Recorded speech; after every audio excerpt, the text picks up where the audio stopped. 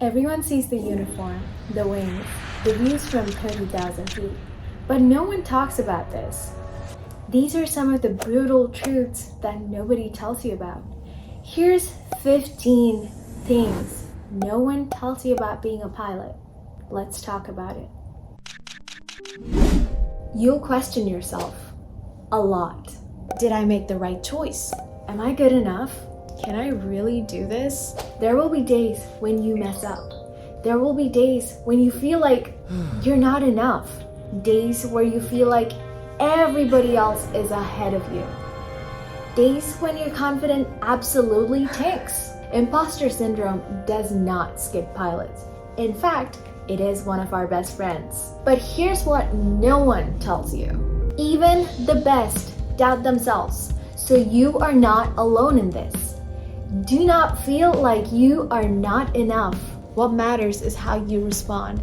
You get up, debrief yourself, and keep moving ahead. That's the making of a real pilot. Your training never stops. You think you're done after you pass your check ride? Think again. Recurrency sims, maneuvers validation, emergency drills, and requalification exams. Your training never ends. You're constantly being evaluated, refreshed, and retested. But it's actually a good thing. Wouldn't you rather be safer by doing all these tests than be complacent and get hurt and hurt other people in the process? So these are extremely important and also help you stay on top of it. Because the day you stop learning, you're not just a pilot, you are a liability in the sky. Before we get into the most brutal truth of this video, I wanted to address a question that I keep getting very often.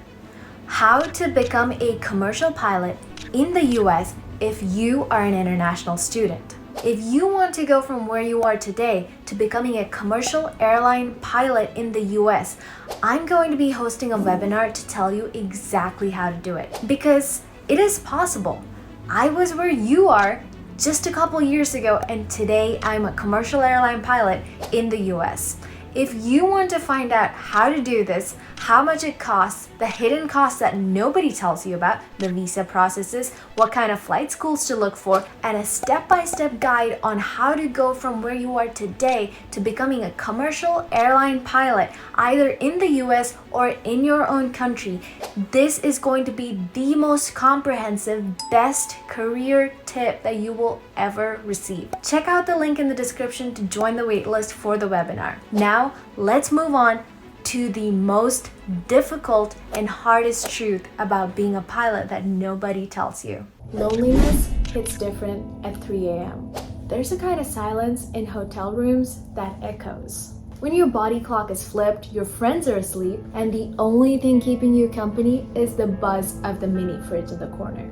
Yes, you're surrounded by people all day, but sometimes flying can feel isolating. You'll crave a real connection, the kind that you have with friends and family, but you can't have because you're always gone. And in those quiet hours, you come face to face with yourself. Sometimes that can be powerful. Other times, it can be revealing of who you really are and what you're missing out. Being a pilot will test you mentally, emotionally, and financially. Flight school is expensive. We all know that. Airline upgrades aren't always linear. It doesn't always work out the way you plan. Schedules are brutal and the mental load heavy. You'll cry, you'll doubt yourself, you'll burn out, and hopefully you'll bounce back up too. Each time that happens, you only become stronger, sharper, wiser. Because the ones who make it here are not the smartest ones or the richest ones. The ones who make it here are simply the ones that do not quit. You'll miss important moments. Birthdays, anniversaries, weddings, you might miss them all. You'll send "I miss you" texts from hotel rooms, FaceTime into family dinners, and watch life milestones just pass you by while you're in a city that you didn't even want to be in the first place. No one tells you that while you're chasing clouds in the sky, life on the ground moves on, with or without you. You'll learn to be present in the absence. You'll learn to love from afar, to show up in small but meaningful ways. And most importantly, to forgive yourself for the moments that you're not there for. But nonetheless, the sacrifice stings, especially when it's your niece's first steps and you are missing it because you're in a city you didn't even want to be in the first place. Layovers aren't vacations. Yes, you can see new places, but not always. Sometimes the only sightseeing you get is the trip from the airport to the hotel in the crew van. Sometimes your layover is a 4-hour nap and a soggy sandwich that you have to grab on the go to not be late for your flight. It's not all glamorous like you see on your curated Instagram feed. But if you're intentional, you can definitely carve out little pockets of joy in every little trip you make and find ways to enjoy it and find moments of happiness in it. It just takes effort and a willingness to make the most out of your small layover or a long layover, whatever you're getting. Your circle will shrink. You can't text your friends as much.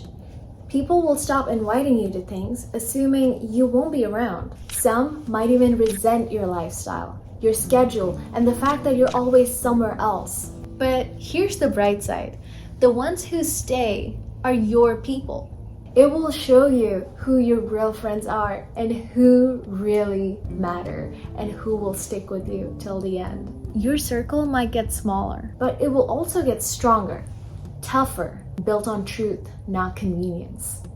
Relationships get tested. Romantic, platonic, family. This job, it stretches them all. You learn the value of trust, of setting expectations, of small gestures that show them that you care. Because being gone doesn't mean being distant, but it does mean working harder to stay connected. The ones who get it, they'll stay. The ones that don't, they'll drift away. Unfortunately, that's the reality of this job. You'll never look at the sky the same way. Clouds are no longer just puffy little things. They become stories and a magnifying glass to what lays ahead. Because the sky becomes a second language, the one only pilots speak fluently. And even on the toughest days, you get to see views out of your office window that most people will never get to see in their entire lives. Views that I cannot put into words to explain just how beautiful they are and I cannot capture. So they forever live in my memories and mine alone, and I cannot show anybody just how beautiful this world is. You learn how to stay calm when everything is chaotic. When an engine alert pops up, when ATC reroutes you last minute, when you're flying into weather and every passenger is gripping their armrest. Your job is to be the calmest person in the room. Well, in the sky. It's not just about controlling the aircraft. It's about controlling your mind. Calm is powerful and it can save lives. Flight school isn't glamorous. You'll fly old beat up planes in weird weather and with no air conditioning. There will be days with back-to-back lessons, sweaty headsets, engine run-ups in the blazing sun, and debriefs that'll leave your ego extremely bruised. But one day, when you look back, you'll miss it. The purity of chasing your wings, the passion you had that brought you to this point. So, at the end of the day, it is all worth it. Weather will be your best friend and your worst enemy. It's your constant companion. You learn how to read METARs and TAFs, and all the gibberish of letters and numbers and combinations will actually start making sense. And sometimes, it'll betray you. Out of nowhere, storms will shift, and things that you didn't expect to happen will happen. And it might force you to divert, cancel, or delay flights. It humbles you. It reminds you, even though you can read all this, have an amazing airplane, nature holds all the power. You'll feel behind even when you're not. Everyone has an opinion on your timeline. You'll see your classmates get jobs before you do. Friends hitting milestones when you are stuck in the same spot. But aviation is not linear. It doesn't always work the same way. Some paths are slower, some paths are more windy, some paths are just different, but none of them are wrong. As long as you're moving forward, even if it is one knot at a time, you're not behind. You are making progress and you are moving ahead. The job market isn't always fair. You could do everything right and still miss out and get skipped on a job opportunity. Timing, company politics, economy, and let's not forget the pandemic. Everything can change what is going to happen. It is not always about talent. A lot of time, it's simply about timing, and that can hurt. But it also teaches you resilience. It teaches you to stay ready so you don't have to get ready when the door finally opens and the opportunity arrives. Number 15 is you'll fall in love with it all over again. After all the hard days, even after the missed birthdays, bad sim session, and lonely nights in hotel rooms in unfamiliar cities, there will be moments, quiet, breathtaking moments, when you remember exactly why you picked this job and why you love this job. Watching the sunrise through the flight deck window never gets old. The soft thud of the wheels after you absolutely grease a landing.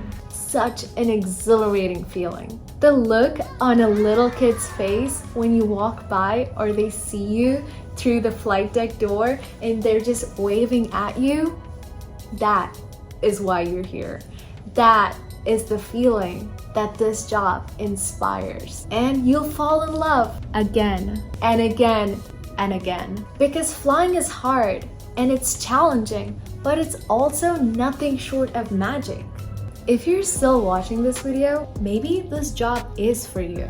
Because despite knowing the brutal truths that nobody tells you, if you're still here, maybe you have that resilience in you, the I don't quit attitude that is required to succeed in this job. So keep going. We'll see you in the sky. Which of these facts surprised you the most? Let me know in the comments below.